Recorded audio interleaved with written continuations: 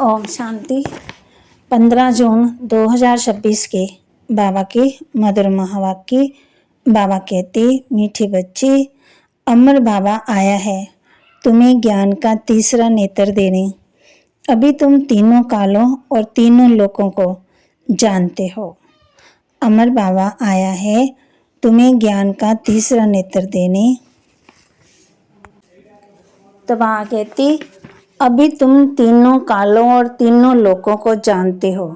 प्रश्न, रूहानी बाप रूहों को वर्षा किस आधार पर देते हैं? रूहानी बाप रूहों को वर्षा किस आधार पर देते हैं? उत्तर, पढ़ाई के आधार पर। जो बच्चे अच्छी रीति पढ़ते हैं, देह अभिमान को छोड़ देही अभिमानी रहने का पुरुषार्थ करते हैं, उन्हें ही बाप का वर्षा मिलता है। लौकिक बाप सिर्फ बच्चों को वर्षा देते हैं, लेकिन पारलौकिक बाप का संबंध रूहों से है, इसलिए रूहों को वर्षा देते हैं। गीत भोलेनाथ से निराला और कोई नहीं। ओम शांति। रूहानी बच्चे रूहानी बाप से अमर कथा सुन रहे हैं। इस मृत्यु लोक से अमर लोक में जाने के लिए। निर्वाण धाम को अमर लोक नहीं कहा जाता। अमर लोक जहाँ तुम अकाले मृत्यु को नहीं पाते हो, इसलिए उनको अमर लोक कहा जाता है। रूहानी बाप, जिसको अमरनाथ कहा जाता है, जरूर अमर लोक में ले जाने के लिए मृत्यु लोक में कथा सुनाएंगे। 3 कथाएं भारत में मशहूर हैं। अमर कथा, सत्यनारायण की कथा, तीजरी की कथा। भक्ति मार्ग में तो तीजरी का अर्थ कोई समझते नहीं। ज्ञान का तीसरा नेत्र सिवाय ज्ञान सागर अमर बाबा के कोई भी दे न सके। ये भी झूठी कथाएं सुनाते। मीठी मीठी रूहानी बच्चे अब जान गए हैं कि हमको अब ज्ञान का तीसरा नेत्र मिल रहा है, जिस तीसरे नेत्र से तीनों कालों तीनों लोकों को तुम जान चुके हो। मूल वतन, सूक्ष्म वतन, स्थूल वतन के आदि मध्यांत को भी जान चुके हो। इसलिए बच्चे अपने को त्रिकालदर्शी भी समझते हैं। तो मीठे मीठे बच्चों, विगत सृष्टि में कोई त्रिकालदर्शी नहीं होता है। तीनों कालों अर्थात सृष्टि के आदि मध्यांत को नहीं जानते। मूल वतन, सूक्ष्म वतन, स्थूल वतन को बहुत जानते हैं, परंतु तीनों कालों के आदि मध्यांत को कोई नहीं जानते। अब मीठे मीठे रूहानी बच्चे रूहानी बाप से सुन रहे हैं। हम उनके बच्चे बने हैं। एक ही बार तुम रूहानी बच्चों को रूहानी बाप मिला है। रूहों को पढ़ाते हैं और सब देह अभिमानी होने के कारण कहते हैं, मैं ये पढ़ता हूँ, मैं ये करता हूँ। देह अभिमान आ जाता है। अभी इस संगम पर रूहानी बाप आकर के रूहानी बच्चों को कहते हैं, तुम अच्छी रीति पढ़ो। बाप से हर एक बच्चा वर्षे का हकदार है लेने का, क्योंकि सब रूहानी बच्चे हो ना। लौकिक संबंध में सिर्फ बच्चा वर्षे का हकदार बनता है। इस पारलौकिक संबंध में सभी बच्चों को रूहों को वर्षा मिलता है। अमरनाथ की भी कथा सुनाते हैं। कहते हैं, पार्वती को पहाड़ी पर केदारनाथों पर जाकर कथा सुनाई। बाप कहते, अब तुम बच्चे जानते हो झूठ क्या है, सच क्या है। सत्य जरूर सच्चाई बाबा ही सुनाएंगे। बाप एक ही बार सच सुनाए सचखंड का मालिक बनाते हैं। तुम जानते हो इस झूठ खंड को आग लगनी है। ये जो कुछ देखने में आता है ये नहीं रहेगा। समय बाकी थोड़ा है। ये शिव बाबा का ज्ञान यज्ञ है। जैसे लौकिक संबंध में भी बाप यज्ञ रचते हैं। कोई रुद्र यज्ञ रचते हैं, कोई गीता यज्ञ रचते हैं, कोई रामायण यज्ञ रचते हैं। ये है शिव बाबा का रुद्र ज्ञान यज्ञ। तो बाबा कहते, ये है अंतिम यज्ञ है। तुम जानते हो हम अमरपुरी में अब जा रहे हैं। बाकी थोड़े मिनट का अब रास्ता है। कोई भी मनुष्य को ये पता नहीं।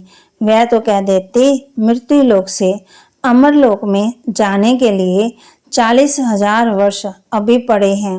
अमर लोक सत्य को कहा जाता है। तुम बच्चों को अभी बाबा सम्मुख बैठ अमर कथा, तिजरी की कथा, सत्यनारायण की कथा सुना रहे हैं। भक्ति मार्ग में क्या क्या होता है वह तो देखा है। भक्ति मार्ग का कितना विस्तार है। जैसे झाड़ का बड़ा विस्तार होता है, वैसे ही भक्ति का बड़ा कर्म कांड होता है। यज्ञ, व्रत, नेम, जप, तप आदि कितना करते हैं। इस जन्म के भक्त तो बहुत बैठे हैं। मनुष्यों की वृद्धि होती रहती है।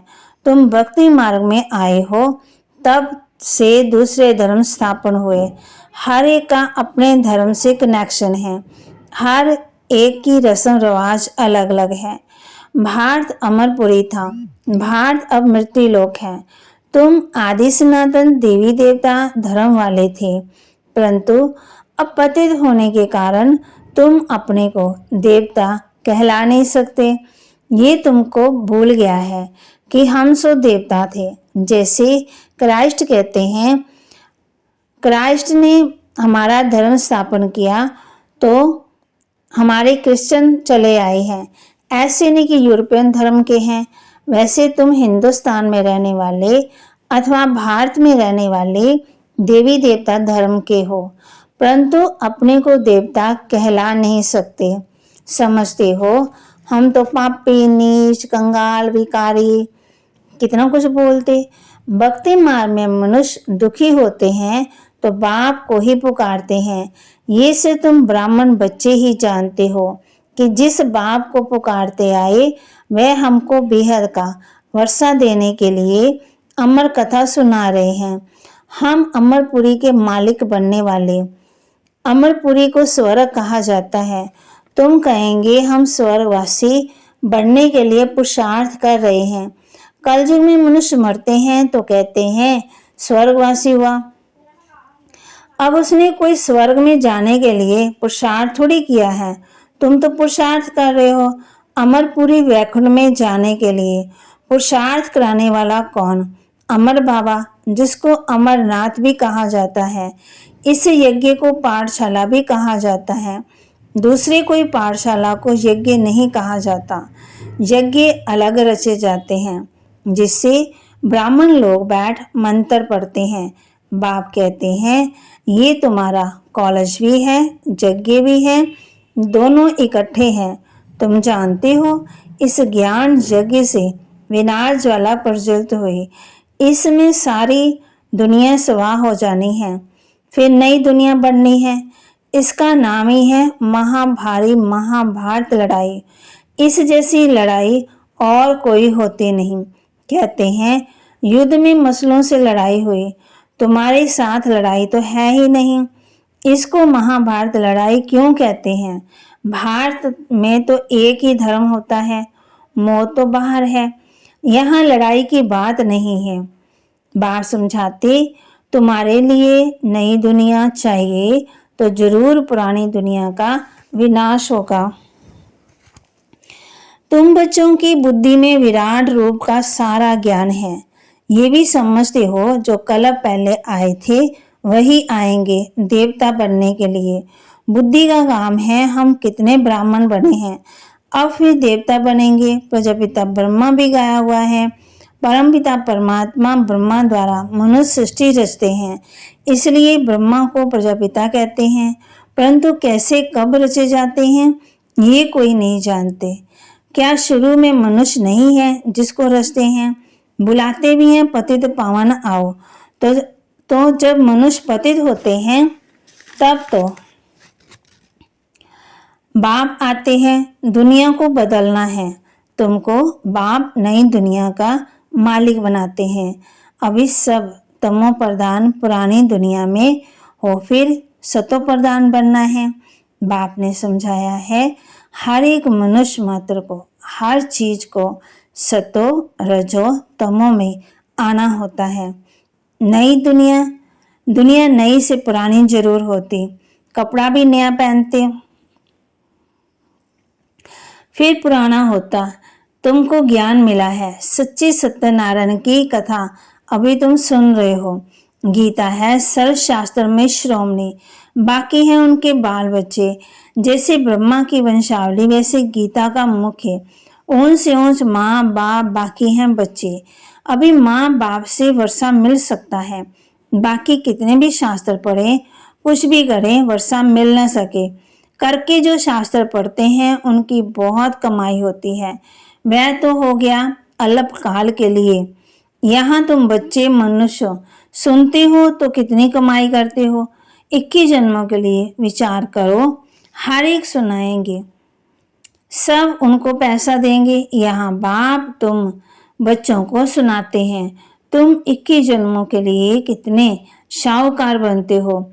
वहाँ सुनाने वाले को जेब भरती है। भक्ति आदि करना प्रवृत्ति मार्ग वालों का काम है। तुम हो प्रवृत्ति मार्ग वाले। तुम जानते हो स्वर्ग लोक में हम पूज्य थे, नहीं तो 84 जन्मों का हिसाब कहाँ से आए। बाप कहते ये है रूहानी ज्ञान जो सुप्रीम रूह ज्ञान का सागर से मिलता है। पतित पावन बाप ही सबके लिए सदगति दाता है। हम बच्चों को अमर कथा सुना रहे हैं। जन्म जन्मांतर झूठी कथा सुनते आए, अब सच्ची कथा सुनकर तुम 16 कला संपूर्ण बनते हो। चंद्रमा को 16 कला संपूर्ण कहा जाता है, सूर्य के लिए नहीं कहते हैं। तुम जानते हो हम आत्माएं भविष्य में सर्वगुण संपन्न 16 कला संपूर्ण बनेंगे। फिर आधा कल्प के बाद उन्हीं में खाद पड़ जाती है। अभी तुम समझते हो हम फिर से सर्वगुण संपन्न 16 कला संपूर्ण सो देवता फिर से बन रहे हैं। हम आत्माएं पहले अपने घर में जाएंगे, फिर हम शरीर धारण कर सो देवता बनेंगे, फिर चंद्रवंशी घराने में आएंगे। 84 जन्मों का हिसाब किताब चाहिए, किस युग में किस वर्ष में कितने जन्म हुए। बाप ने 84 जन्मों की सच्ची सच्ची कथा अब सुनाई है। तुम बच्चों को कहेंगे तुम भारतवासी 84 जन्म लेते हो। अपने को एक तो ब्राह्मण समझना पड़े। मम्मा बाबा कहते हो ना, वर्षा शिव बाबा से लेते हो, ब्रह्मा बाबा द्वारा। ब्रह्मा भी उनका हो गया, ब्रह्मा से वर्षा मिल ना सके, ये भी हो गया भाई।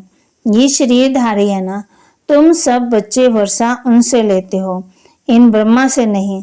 जिससे वर्षा नहीं पाना उनको याद नहीं करना है, एक शिव बाबा को याद करना है। उनको ही कहते हैं तो माता पिता हम बालक तेरे। तुम इनके पास आते हो तो बुद्धि में रहता है हम शिव बाबा के पास जाते हैं। याद शिव बाबा को ही करना है। आत्मा बिंदी है, उसमें 84 जन्मों का पाठ नोंदा हुआ है। आत्मा बुरकुटी के बीच में रहती है, उड़ती भी 1 सेकंड में है। मैं आत्मा एक शरीर छोड़ दूसरा लेता हूँ, बुरकुटी के बीच में जाए विराजमान होता हूँ। बुद्धि में समझ है हमारी आत्मा ऐसी है। सज्जु में तो कोई ऐसी चीज देखने की आश नहीं रहती। आत्मा को देख सकते दिव्य दृष्टि से, कोई इन आंखों से देखने की बात नहीं है। भक्ति मार्ग में भी शास्त्रकार करते हैं, जैसे श्री कृष्ण रामकृष्ण शिष्य विवेकानंद का था। उसने बताया कि मैं सामने बैठा था तो उनकी आत्मा निकल मेरे में समा गई। ऐसे कोई होता थोड़ी है। आत्मा कैसे एक शरीर छोड़ दूसरे में प्रवेश करती है, ये सब बातें तुम बच्चों को समझाई जाती है। आत्मा क्या है, परमात्मा क्या है, आत्मा आई क्यों है, अभी तुम समझते हो। हम अमरलोक में जाने के लिए पुरुषार्थ कर रहे हैं। अमरलोक में हम जन्म लेंगे, हम वहाँ गर्भ महल में होंगे। यहाँ तो गर्भ जेल में बहुत त्राही करते हैं। अब आधा कल्प के लिए बाबा तुमको सब दुखों से छुड़ाते हैं, तो कितना प्यार से ऐसे बाप को याद करना चाहिए। अच्छा, मीठे मीठे सिक्के लदे बच्चों प्रति माता पिता बाप दादा का याद प्यार और गुड मॉर्निंग। रूहानी बाप की रूहानी बच्चों को नमस्ते। रूहानी बच्चों की रूहानी बाप दादा को दिलवा जान सिकवा प्रेम से नमस्ते।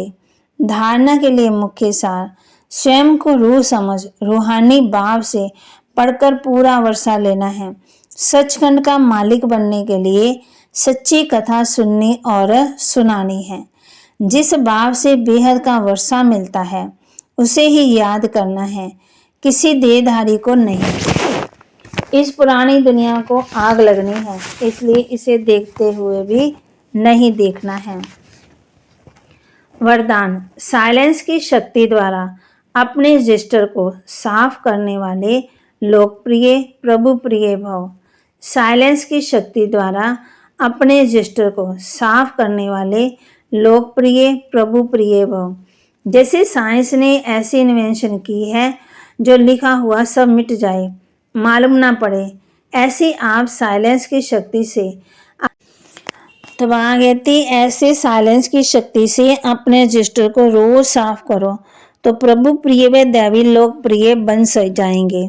सच्चाई सफाई को कभी पसंद करते, सभी पसंद करते, इसलिए एक दिन के लिए किए हुए व्यर्थ संकल्प व्यर्थ कर्म भी दूसरे दिन लीक भी न रहे। बीती को बीती कर फुल स्टॉप लगा दो तो रजिस्टर साफ रहेगा और साहब राजी हो जाएगा।